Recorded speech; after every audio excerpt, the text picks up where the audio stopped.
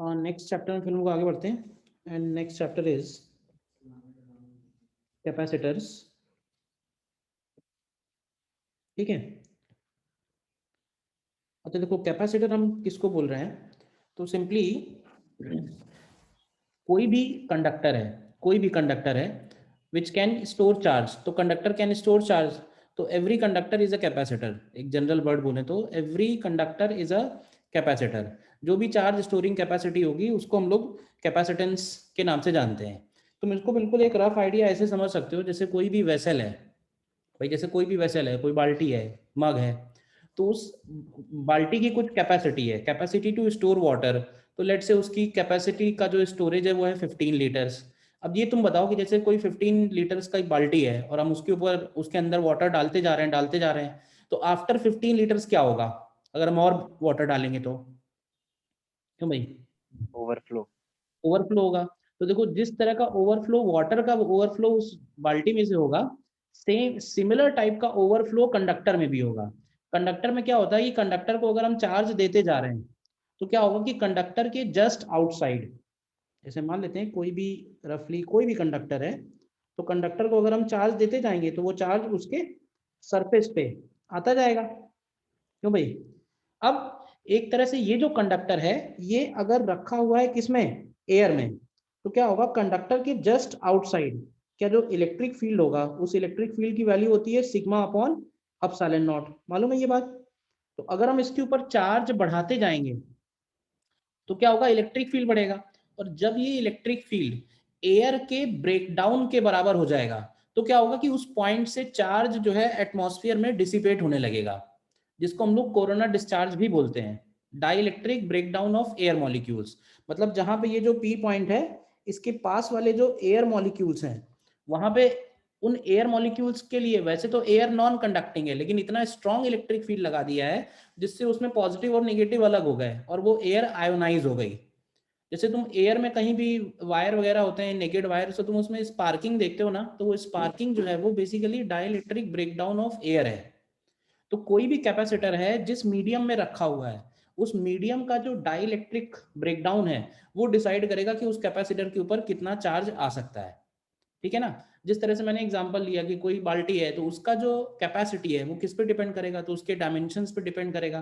तो सिमिलरली कोई कंडक्टर होगा तो कंडक्टर की जो कैपेसिटी है वो कंडक्टर के डायमेंशंस पे डिपेंड करेगा, प्लस उसके मीडियम पे भी डिपेंड करेगा कि कौन से मीडियम में है वो, क्योंकि वो जो ब्रेकडाउन है वो मीडियम डिसाइड करेगा।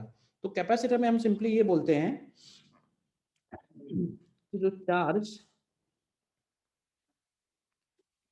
Charge stored by a conductor, charge stored by a conductor जो होगा q, it is directly proportional to, it is directly proportional to potential difference between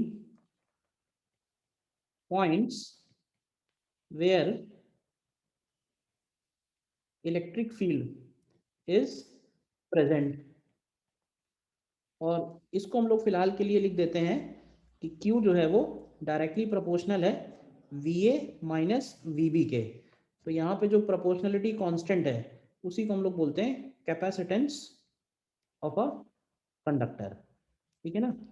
कोई भी कंडक्टर होगा अगर, उस कंडक्टर में जो भी एनर्जी स्टोर होगी इलेक्ट्रिक फील्ड में, और वो इलेक्ट्रिक फील्ड हो सकता है कंडक्टर से स्टार्ट होके इन्फिनिटी तक जाए। अगर वो आइसोलेटेड कंडक्टर है, सिंगल पीस है, तो उसमें इलेक्ट्रिक फील्ड उसके सरफेस से स्टार्ट होके इन्फिनिटी तक जाएगा। तो उन दोनों पॉइंट्स के बीच में जो पोटेंशियल डिफरेंस है उसके डेफिनेटली क्यू चार्ज प्रोपोर्शनल होगा, और जो प्रोपोर्शनलिटी कांस्टेंट होगा वो उसका कैपेसिटेंस कहलाएगा। तो यहाँ पे ये जो सी लिखा हुआ है दिस इज कैपेसिटेंस। ठीक है? कैपेसिटेंस डिपेंड किस पे करेगा, तो कैपेसिटेंस का जो डिपेंडेंस है वो कंडक्टर के फिजिकल डायमेंशंस पे डिपेंड करेगा और मीडियम पे डिपेंड करेगा। ठीक है ना?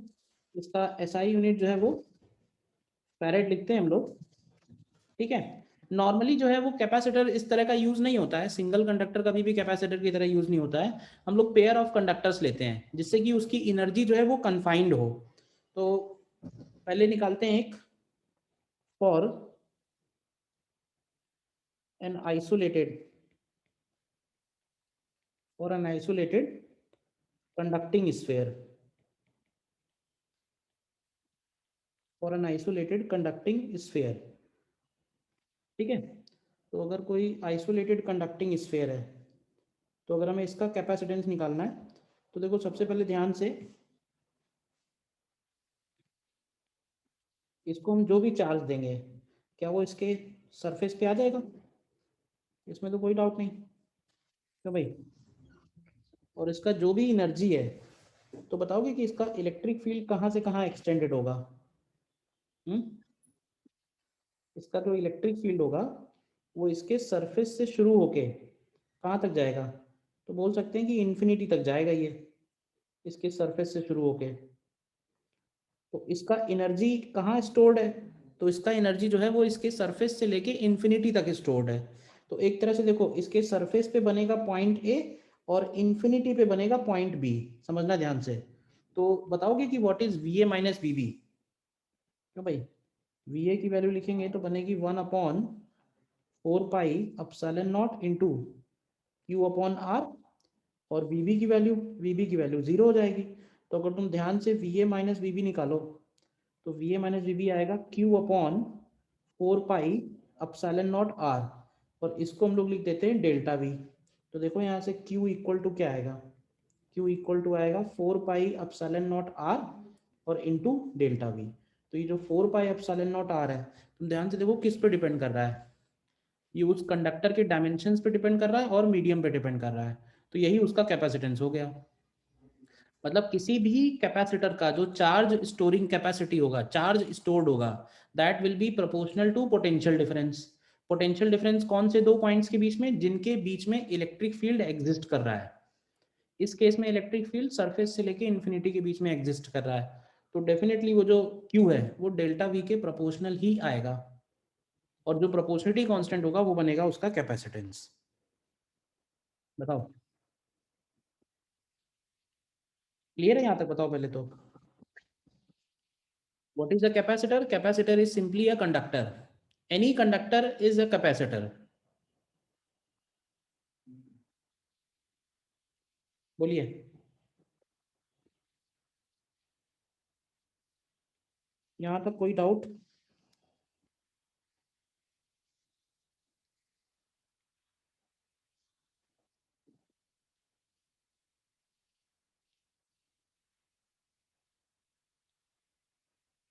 यहाँ तक कोई डाउट? बोलिए।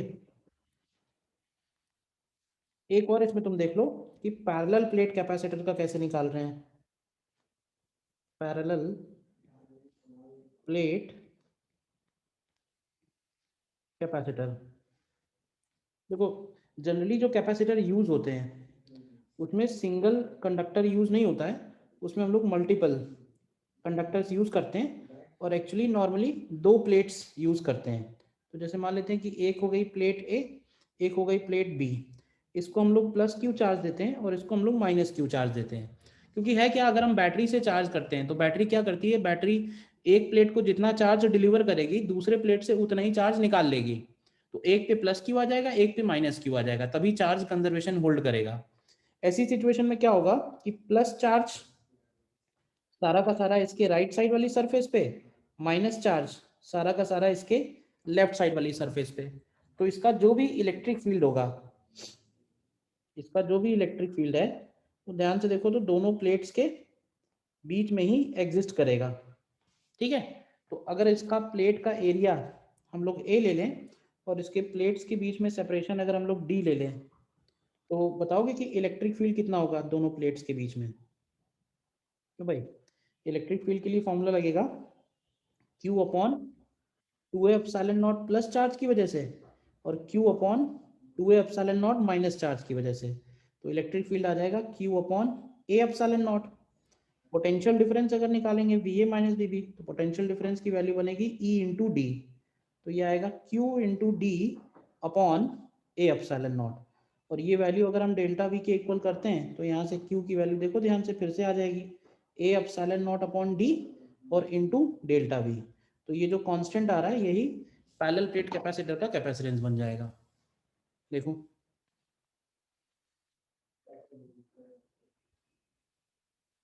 यही पैरेलल प्लेट कैपेसिटर का कैपेसिटेंस बन जाएगा।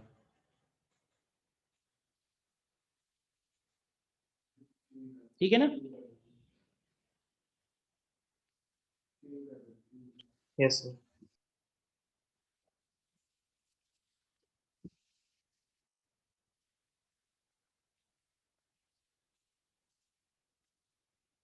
तो एक फॉर्मूला तो आपको ये ध्यान रखना ही है, capacitance of a parallel plate capacitor it is a epsilon not upon D.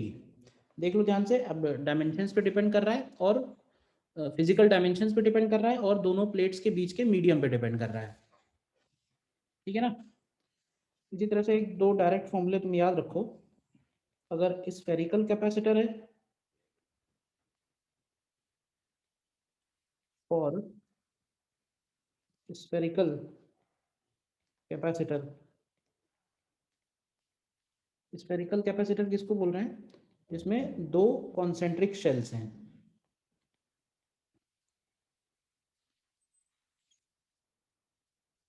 इस तरह से मान लेते हैं कि एक शेल ए है, एक शेल बी है, अंदर वाले को प्लस क्यू चार्ज दिया, बाहर वाले को माइनस क्यू चार्ज दिया।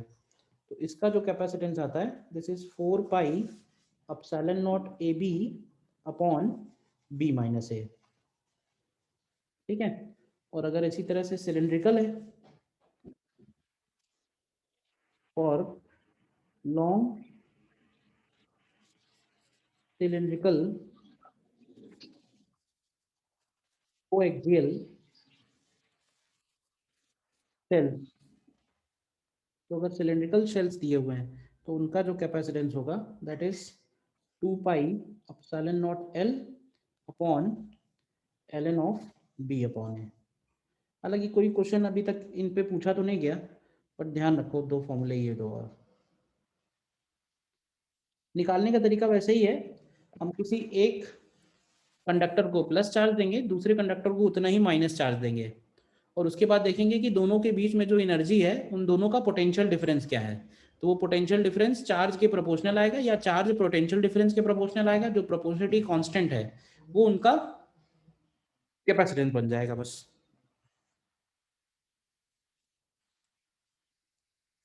ठीक है? सेकंड पॉइंट एक ध्यान रखना है इसमें कि लेट से पैरेलल प्लेट कैपेसिटर है, लेकिन दोनों प्लेट्स पे चार्ज अलग अलग दिया हुआ है। तो जरा बताओगे कि चार्ज का डिस्ट्रीब्यूशन कैसे होगा, अलग अलग सरफेसेस पे कितना चार्ज आएगा? क्यों भाई? तो इसका तरीका एक मैंने बताया था कि दोनों चार्ज को हम लोग पहले क्या करते हैं, ऐड कर देते हैं। ऐड करने के बाद हाफ इस सरफेस पे और हाफ इस सरफेस पे, बाकी बचा हुआ बीच वाली सरफेसेस पे आ जाएगा। तो जब ऐड करके हाफ करेंगे तो लेफ्ट मोस्ट सरफेस पे आएगा Q1 plus Q2/2, right most surface पे भी आएगा Q1 प्लस Q2/2, और इसके इधर की तरफ आएगा Q1 माइनस Q2/2, और इधर आएगा माइनस का Q1 माइनस Q2/2। आमने सामने वाली प्लेट पे इक्वल एंड अपोजिट चार्ज ही रहेगा। तो अगर हमें कभी पोटेंशियल डिफरेंस लिखना है कि पॉइंट ए और पॉइंट बी के बीच में पोटेंशियल डिफरेंस क्या है, तो पोटेंशियल डिफरेंस जो है वो इलेक्ट्रिक फील्ड पे डिपेंड करेगा। और इलेक्ट्रिक फील्ड सिर्फ आमने सामने वाले इक्वल एंड अपोजिट चार्जेस की वजह से ही होगा। इन दोनों का जो इलेक्ट्रिक फील्ड है, मतलब इसका और इसका इलेक्ट्रिक फील्ड मिड पॉइंट पे जीरो हो जाएगा, क्योंकि दोनों चार्जेस इक्वल हैं, दोनों की वजह से electric field equal and opposite होगा। तो कहने का मतलब है कि यहाँ पे जो इलेक्ट्रिक फील्ड होगा वो सिर्फ इन्हीं दोनों चार्जेस की वजह से होगा। जो इक्वल वाले चार्जेस हैं Q1 प्लस Q2/2 उनका इफेक्ट कैंसिल हो जाएगा। तो पोटेंशियल डिफरेंस भी इसी पे डिपेंड करेगा। तो पोटेंशियल डिफरेंस को हम लोग लिखेंगे Q1 माइनस Q2/2 ए एप्सिलॉन नॉट और इनटू डी। देखो ध्यान से, तो अगर यहां से हम लोग निकालें charge on capacitor, charge on capacitor, तो ध्यान देना कि जो कैपेसिटर पे चार्ज है वो वैल्यू Q1 माइनस Q2/2 के ही इक्वल आएगी। Actually potential difference, electric field, ये सारी बातें इसी चार्ज पे डिपेंड कर रही हैं, और इसी को हम लोग लिख सकते हैं QC अपॉन C। तो अगर कभी चार्ज ऑन कैपेसिटर की बात करेगा तो तुम ध्यान रखना ये सिर्फ वही वाला चार्ज होगा जो आमने सामने वाली प्लेट पे इक्वल एंड अपोजिट आ रहा है। बाहर वाली प्लेट्स पे जो चार्ज आ रहा है उसकी वजह से कोई भी पोटेंशियल डिफरेंस नहीं आ रहा है, नहीं आ रहा है तो मतलब वो चार्ज ऑन कैपेसिटर नहीं माना जाएगा। बोलिए।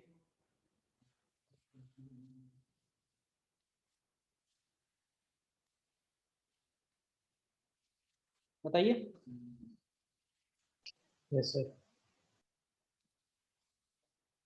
ठीक है, इसके बाद जैसा हम लोगों ने रेजिस्टेंस के लिए, देखो बहुत सारी बातें हम लोगों ने रेजिस्टेंस में पढ़ी है, series combination of resistance, parallel combination of resistance, current कैसे डिवाइड होगा अगर रेजिस्टेंसेस पैरेलल में है, वोल्टेज कैसे डिवाइड होगा अगर रेजिस्टेंस सीरीज में है। तो सेम वैसा का वैसा हम लोग कैपेसिटर के लिए भी कर सकते हैं, और वो सारे मेथड यहाँ पे भी एप्लीकेबल है।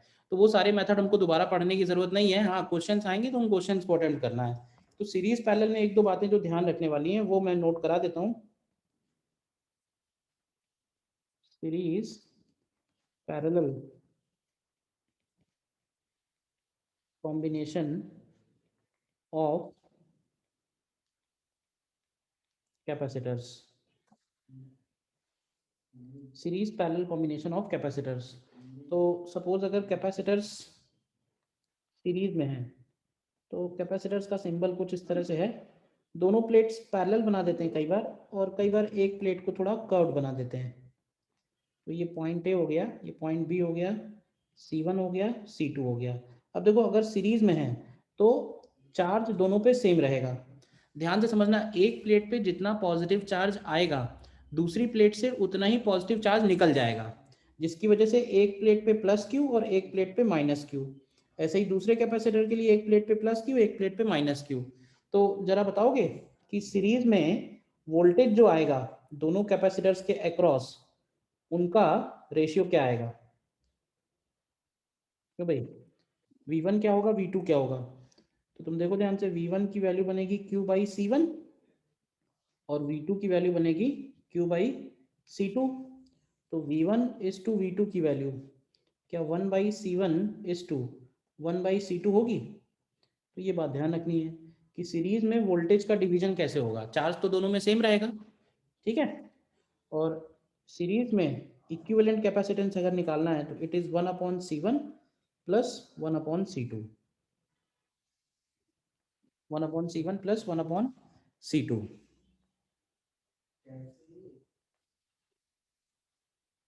और अगर पैरेलल का केस देखें ध्यान से,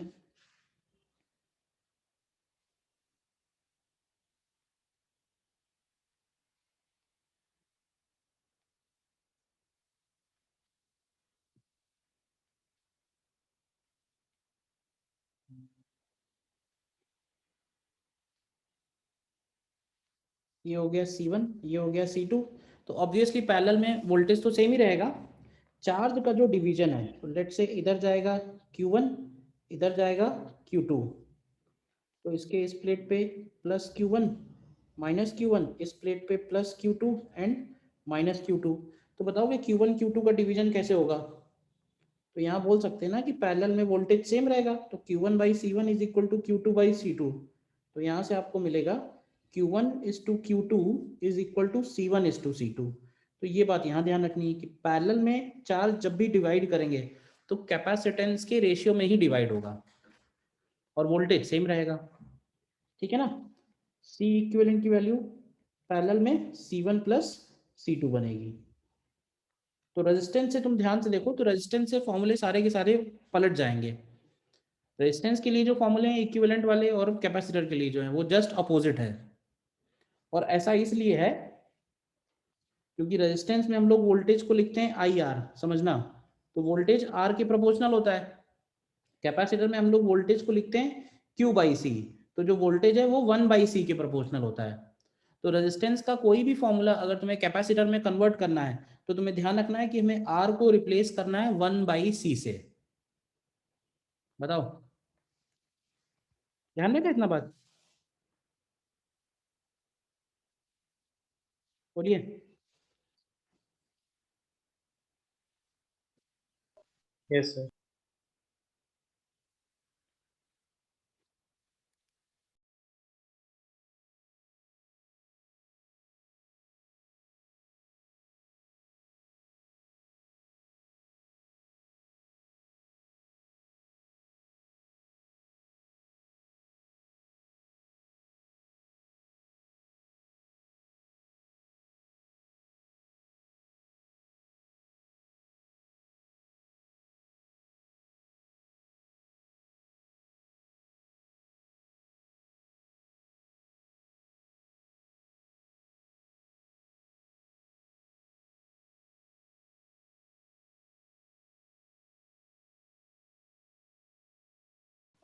सर आपका माइक ऑफ है। हाँ, नेक्स्ट एक पॉइंट मैंने कहा और देखते हैं, एनर्जी स्टोर्ड इन कैपेसिटर। और कैपेसिटर में कितनी एनर्जी स्टोर्ड है अगर हमें ये निकालना है, तो पहले हम क्या करते हैं कि पहले हम इसको एक बैटरी से कनेक्ट करते हैं थ्रू अ स्विच। देखो ध्यान से, इनिशियली कैपेसिटर के ऊपर कोई भी चार्ज नहीं है। बैटरी का काम क्या है, देखो बैटरी का काम ये है, बैटरी का काम ये है कि बैटरी एक प्लेट पे जितना पॉजिटिव चार्ज सप्लाई करेगी, दूसरी प्लेट से पॉजिटिव ले लेगी, जिसकी वजह से क्या होगा कि एक प्लेट पे प्लस और एक प्लेट पे माइनस आएगा। बैटरी की प्रेजेंस में चार्ज कंजर्वेशन प्रिंसिपल हमेशा होल्ड करता है, ध्यान देना। तो अगर हम यहाँ पे पॉइंट ए और पॉइंट बी, मान लें कि हमने जब स्विच क्लोज किया, स्विच को क्लोज कर रहे हैं सपोज t इक्वल टू 0 पे, और धीरे धीरे सपोज करते हैं, हालांकि चार्ज फ्लो होने में जो टाइम लगेगा वो इंस्टेंटली होगा, लेकिन मान लें कि चार्ज धीरे धीरे फ्लो कर रहा है अगर, तो जब क्यू चार्ज फ्लो कर जाएगा तो एक पे प्लस क्यू और एक पे माइनस क्यू आएगा। तो बताओगे कि इस कैपेसिटर में एनर्जी जो स्टोर्ड हुई है, क्या उसको हम लोग D Q into V A minus V B लिख सकते हैं, और V A minus V B की वैल्यू क्यू बाई सी के इक्वल होगी। तो अगर एनर्जी ऑफ कैपेसिटर निकालें तो हमें इसको इंटीग्रेट करना होगा, which is Q by C into D Q. तो यहाँ से एनर्जी स्टोर्ड इन कैपेसिटर का फॉर्मूला आ जाएगा क्यू स्क्वायर बाई 2c, जिसको हम लोग हाफ सीई स्क्वायर भी लिख सकते हैं। तो ये तो हो गई एनर्जी स्टोर्ड इन कैपेसिटर। लेकिन वर्क डन बाई बैटरी अगर निकालोगे, बैटरी ने कितना वर्क डन किया, तो बैटरी का वर्क डन होता है charge delivered by battery into EMF, और चार्ज डिलीवर्ड बाय बैटरी कितना हुआ है, सीई। तो तुम ध्यान से देखो कि बैटरी ने वर्क ज्यादा किया है, लेकिन एनर्जी जो स्टोर हुई है वो कम हुई है। तो ऐसा इसलिए हुआ क्योंकि जो रिमेनिंग है वो इसमें लॉस हो गया है सर्किट में। तो किसी भी सर्किट में लॉस कितना हुआ उसको अगर हमें कभी कैलकुलेट करना होगा तो हम ये वाला एक्सप्रेशन ध्यान रखेंगे। वर्क एनर्जी थ्योरम से ही लिखा है, मतलब बैटरी ने जो वर्क किया है उसमें से कुछ एनर्जी कैपेसिटर की बढ़ाएगा, और जितनी नहीं बढ़ाएगा जो डिफरेंस है वही एक तरह से हीट लॉस होगा। तुम इसमें ये पूछ सकते हो कि सर रेजिस्टेंस तो है नहीं तो हीट लॉस कहाँ हो रहा है। एक्चुअली हो क्या रहा है ना कि जब हम स्विच क्लोज करेंगे तो चार्ज का फ्लो इंस्टंटेनियस है, समझना ध्यान से। चार्ज का फ्लो इंस्टंटेनियस है, इंस्टेंटली चार्ज हो जाएगा, टाइम नहीं लगेगा, स्विच क्लोज करते ही चार्ज हो जाएगा, जिसकी वजह से करंट टेंडिंग टू इंफिनिटी बनेगी, और रेजिस्टेंस वायर्स का टेंडिंग टू 0 है। बट स्टिल जो आई स्क्वायर आर है वो वैल्यू फाइनाइट आएगी, मतलब रेजिस्टेंस निग्लिजिबल है। लेकिन निग्लिजिबल रेजिस्टेंस में भी हीट लॉस कैसे हो गया, तो निग्लिजिबल रेजिस्टेंस में हीट लॉस इसलिए हो गया क्योंकि करंट की वैल्यू वेरी लार्ज है, इसलिए। ये बात क्लियर है, बताओ। yes, sir. तो कभी निकालना होगा तो हम इसी का यूज करेंगे। तो एक फॉर्मूला तुमको ये ध्यान रखना है और एक फॉर्मूला ये ध्यान रखना है, ठीक है। हालांकि जो क्वेश्चंस आए हुए हैं अगर देखें अदर देन डाइलेक्ट्रिक, तो वो मेनली सर्किट्स पे ही हैं, और सर्किट सॉल्व करने का प्रोसेस, इक्विवेलेंट निकालने का प्रोसेस बिल्कुल वैसे ही है जो हमने रेजिस्टेंस में पढ़ा हुआ है। तो इतना सारा पार्ट हमें कुछ भी नया नहीं करना है, बस।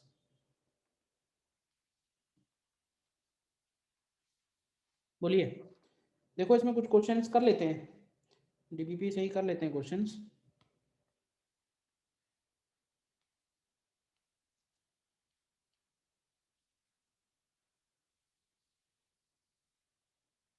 देखो जैसे ये फर्स्ट क्वेश्चन ही करते हैं, करो, देखो ट्राई, बताओ।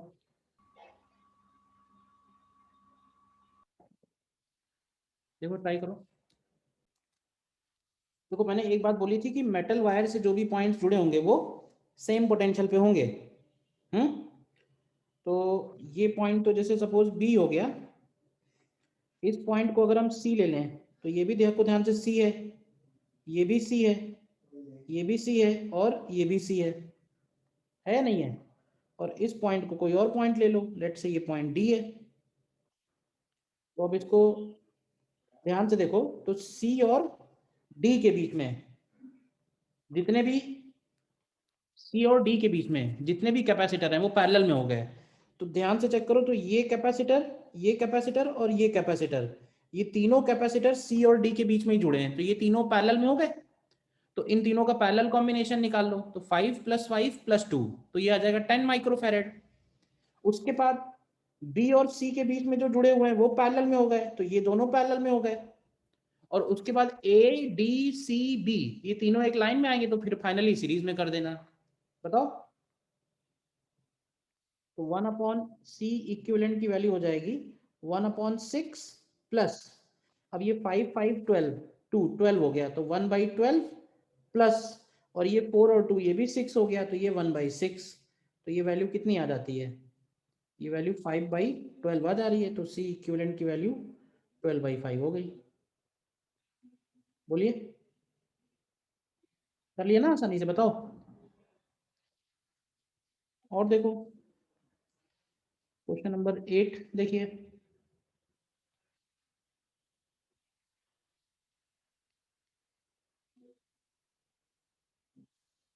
लास्ट क्वेश्चन देखो ध्यान से, क्लियर है?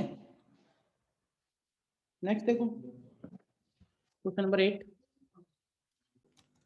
ये प्रॉब्लम बिल्कुल बिल्कुल सर्किट्स की तरह हो जाएगा। अब तुम देखो दिया क्या हुआ है, हमको ये पता दिया उसने कि 10 माइक्रोफैरेड की जो लेफ्ट वाली प्लेट है, ठीक है, उसके ऊपर -30 का चार्ज है। तो 10 माइक्रोफैरेड की अगर लेफ्ट प्लेट पे -30 है, तो राइट प्लेट पे +30 होगा।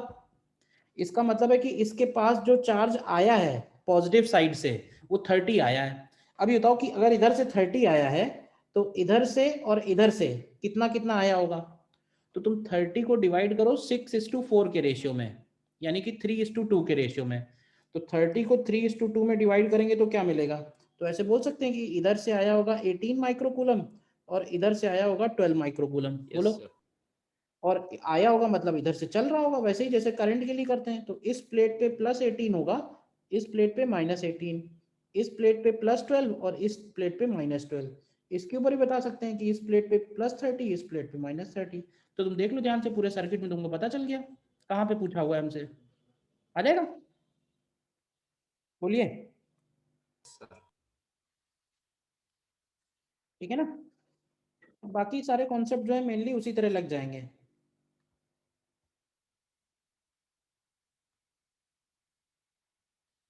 नेक्स्ट ये देखो 17 नंबर।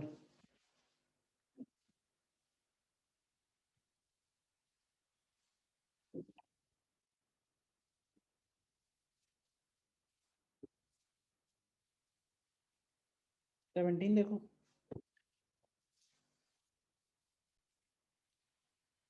देखो ऐसे जितने भी प्रॉब्लम्स हैं जिसमें स्विच क्लोज कर दे रहे हैं, या फिर स्विच क्लोज है उसको ओपन कर दे रहे हैं, और पहले और बाद की सिचुएशन में कंपैरिजन पूछा हुआ है कि भाई स्विच क्लोज किया है तो स्विच से कितना चार्ज फ्लो करेगा या किसी और ब्रांच से कितना चार्ज फ्लो करेगा।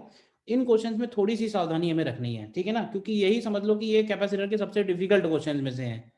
तो उनमें सावधानी हमें ये रखनी है कि हमें उसमें सबसे पहले तो ध्यान रखना है कि हमें दो सिचुएशन अलग अलग सॉल्व करनी है। एक सिचुएशन सॉल्व करनी है जिसमें स्विच ओपन रहेगा, और एक सिचुएशन सॉल्व करनी है जिसमें स्विच क्लोज होगा, ठीक है ना।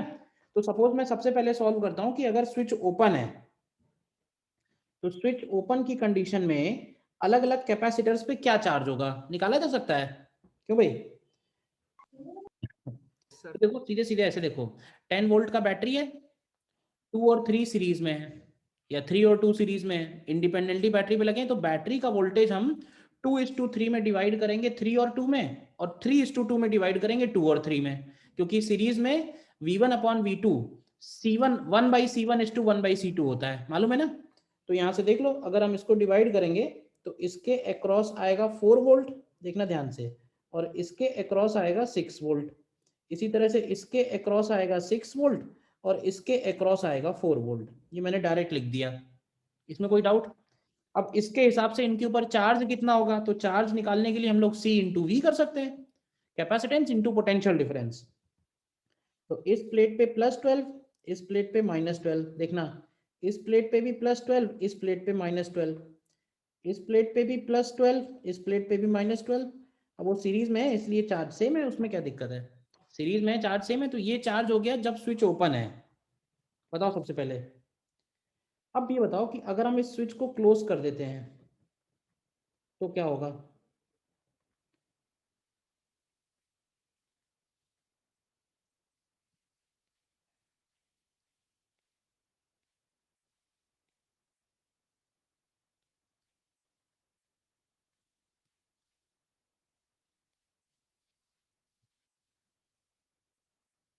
देखो ध्यान से, तो ये हो गया 2 माइक्रोफेरेड, 3 माइक्रोफेरेड पैरेलल में, फिर 3 माइक्रोफेरेड और 2 माइक्रोफेरेड पैरेलल में। तो अब क्या होगा ना कि अब ये दूसरा सर्किट है, ये दूसरा सर्किट हम लोग सॉल्व करेंगे जिसमें स्विच जो है वो क्लोज्ड है। तो जरा बताओ स्विच क्लोज में अब कैसे डिवाइड करेंगे? तो अब देखो, अब की बार देखोगे तो 2 और 3 पैरेलल में है, तो पैरेलल में है अगर, तो टोटल कैपेसिटेंस निकाल लो चाहो तो। कैसे निकालना ज़्यादा अच्छा रहेगा?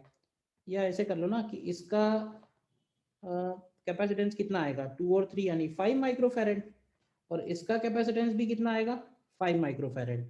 तो जो टोटल वोल्टेज है वो इक्वली डिवाइड हो जाएगा, यानी इसके अक्रॉस भी होगा 5 वोल्ट, देखना ध्यान से, और इसके अक्रॉस भी होगा 5 वोल्ट। अब 5 वोल्ट के हिसाब से चार्ज लिख दो, तो इस पे +10, -10, इसके ऊपर +15, -15, इसी तरह से इस पे भी +10, नहीं इस पे होगा +15, -15, और इस पे होगा +10 और -10। पहले तुमने क्या किया, ध्यान से देख लो, पहले किया क्या है, एक बार हमने सर्किट सॉल्व किया है स्विच ओपन की कंडीशन में, और एक बार सर्किट सॉल्व किया है स्विच क्लोज की कंडीशन में। तो अब हमें पता ये करना है, ध्यान से देखो, कि इस ब्रांच में कितना चार्ज गया, क्यों भाई?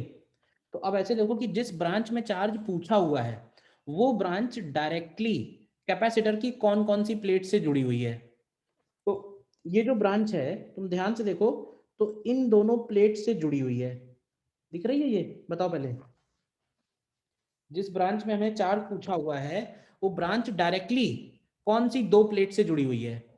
इन दोनों प्लेट्स पे पहले टोटल कितना चार्ज था, और इन दोनों प्लेट्स में बाद में कितना चार्ज है? तो इन दोनों प्लेट्स पे पहले कितना चार्ज था, देखो टोटल बताओगे? इन दोनों प्लेट्स पे पहले टोटल था 0, ठीक है, और इन दोनों प्लेट्स पे बाद में टोटल कितना है, बाद में टोटल है 5। ऐसा तभी होगा जब यहाँ से 5 आया होगा, क्यों भाई? तो हमें जो चार्ज निकालना है वो 5 माइक्रोकूलम हो जाएगा, और वो नीचे से ऊपर की तरफ जा रहा है। बताओ, नीचे वाला पॉइंट बी है, ऊपर वाला पॉइंट ए है। क्लियर है क्वेश्चन? यही क्वेश्चन है जो सबसे डिफिकल्ट है, स्विचिंग में चार्जेस का फ्लो निकालना है अगर हमें। बोलो।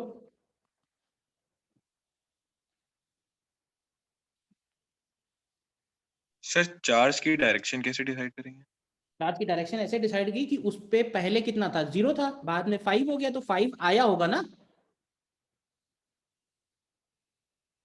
दोनों प्लेट्स पे पहले कितना था, 0, और उन्हीं दोनों प्लेट्स पे बाद में कितना है, आया होगा उस एरो के डायरेक्शन में, तभी तो। बोलिए। वैसे तो नीचे भी आया होगा। नहीं, नीचे से गया होगा, तुम चेक कर लो, नीचे चेक करना चाहते हो तो देखो इन दोनों प्लेट्स पे पहले कितना था, इन 0। दोनों पहले कितना था, 0, ठीक। अब इधर आ जाओ, अब इन दोनों प्लेट्स पे बाद में कितना है, क्यों भाई? सर -5। -5 है ना, तो पहले 0 था, बाद में -5 है, तो 5 चला गया ना। Yes sir. अब देखो, तुम इसको ऐसे ही बोल सकते हो कि नहीं -5 नीचे आया तो वो दोनों बातें सही है, +5 ऊपर गया या -5 नीचे आया, वो तो क्वेश्चन के ऊपर है क्या पूछा हुआ है। Okay sir.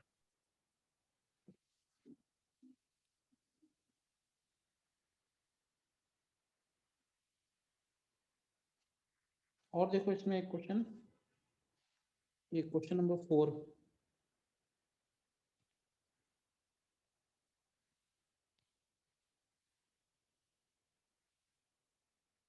क्वेश्चन नंबर 4 देखिए। देखो इस केस में वो ये कह रहा है कि टोटल चार्ज इसके ऊपर Q है, तो एक प्लेट पे सपोज कर लो ये प्लस क्यू है, एक प्लेट पे माइनस क्यू है, और हम इस स्विच को पॉइंट ए से पॉइंट बी की तरफ शिफ्ट कर रहे हैं, और ये जो है ये इनिशियली अनचार्ज है।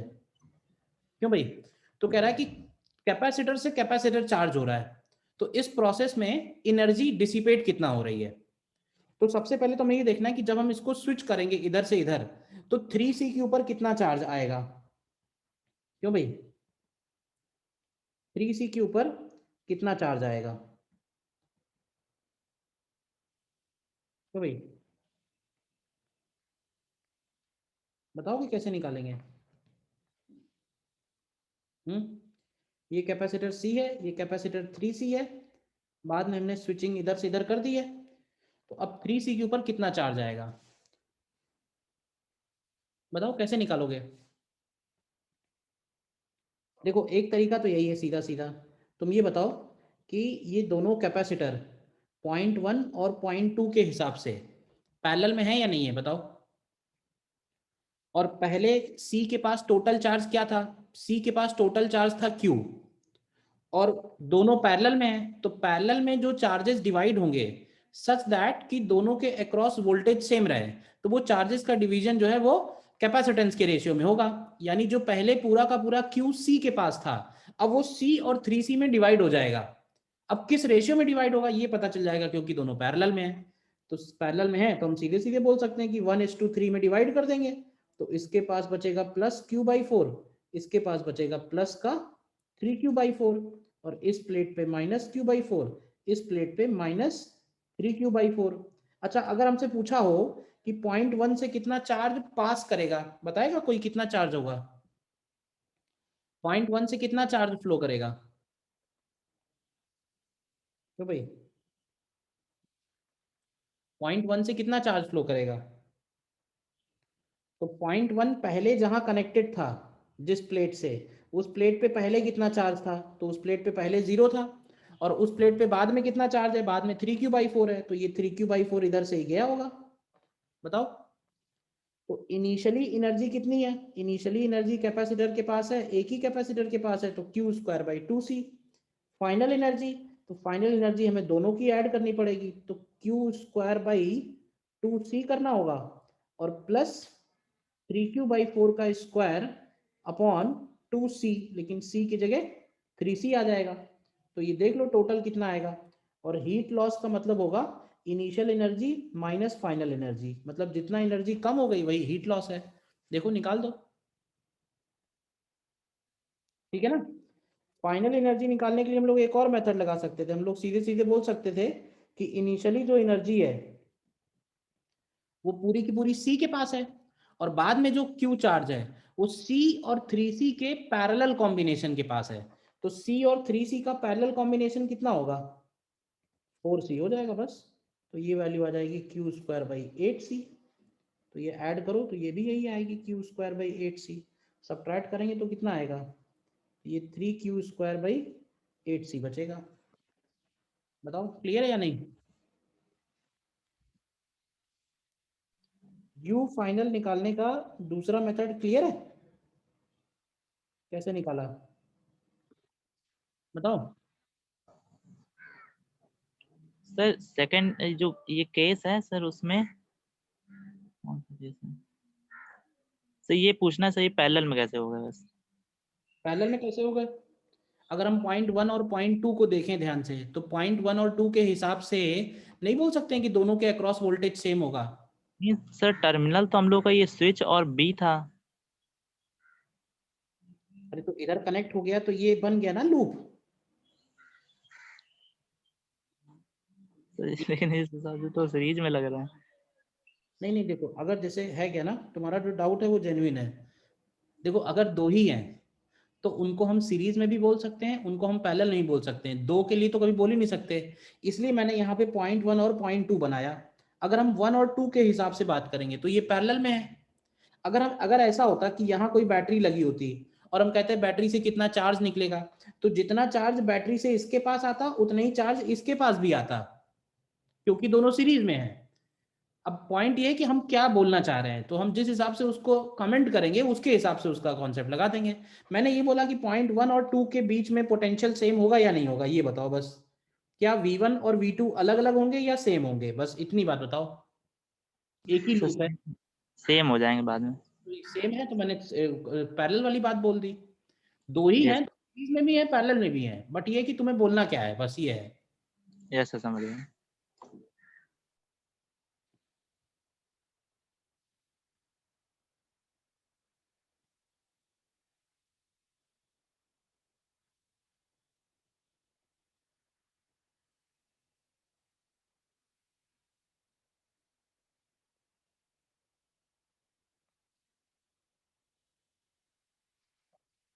एक और इसमें कर लो फिर।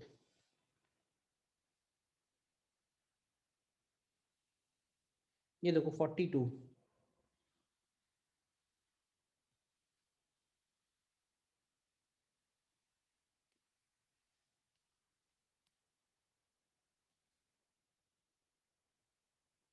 देखो।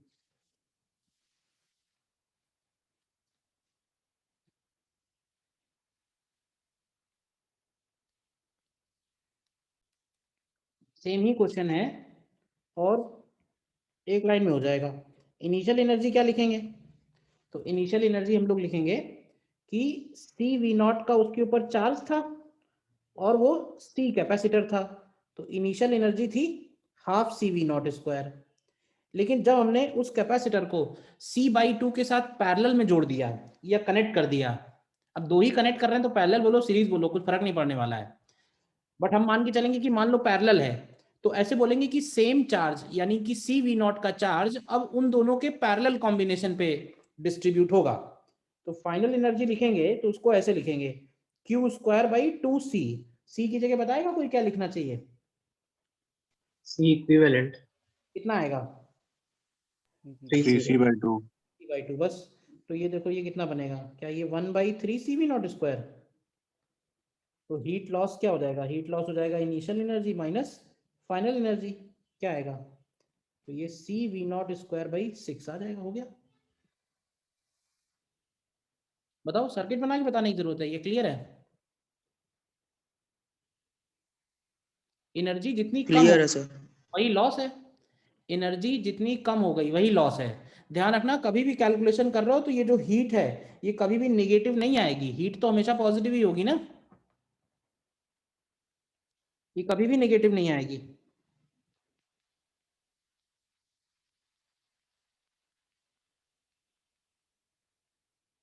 ठीक है, सर ये जो CV0² के लिखा है सर, ये क्या है? क्यू की वैल्यू है, इनिशियली क्यू की वैल्यू है। जब जब सर हटा दिया सर वोल्टेज सोर्स, तो सर कैसे वहाँ पे CV² रख दिया आपने? बेटा चार्ज तो कैपेसिटर पे बच गया ना, कैपेसिटर चार्ज हो गया तो कैपेसिटर की प्लेट्स पे चार्ज तो रुका रहेगा ना। पिछले क्वेश्चन में भी तो यही बात थी, जब हमने पॉइंट ए से बी में शिफ्ट किया तो ये क्यू कहीं चला थोड़े ना गया, इस पे तो रहा ना क्यू, बाद में दोनों पे डिवाइड हो गया, सेम ही क्वेश्चन है। कैपेसिटर चार्ज होने के बाद कैपेसिटर की प्लेट्स पे जो चार्ज है वो स्टे कर जाएगा, उतना ही चार्ज रहेगा जब तक हम उसको किसी और से कनेक्ट नहीं करते हैं। कैपेसिटर को चार्ज करने के बाद हमने बैटरी हटा दी, तो इसका मतलब कैपेसिटर पे जो चार्ज है वो वही बना रहेगा, फिर तब तक चेंज नहीं होगा जब तक हम किसी और से उसको कनेक्ट नहीं करते हैं।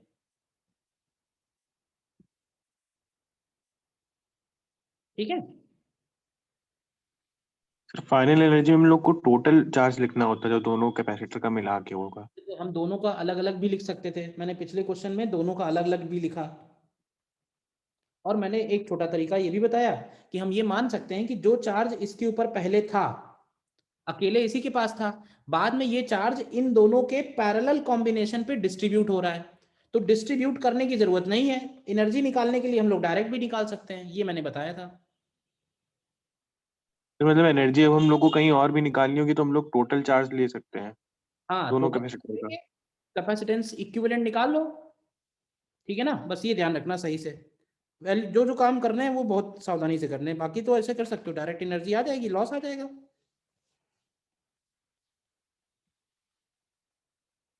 ठीक है, तो अभी आज Yes, sir. इतने और डीपीपी में क्वेश्चन में बता देता हूँ कौन कौन से करने हैं, तो वो कर जरूर लेना।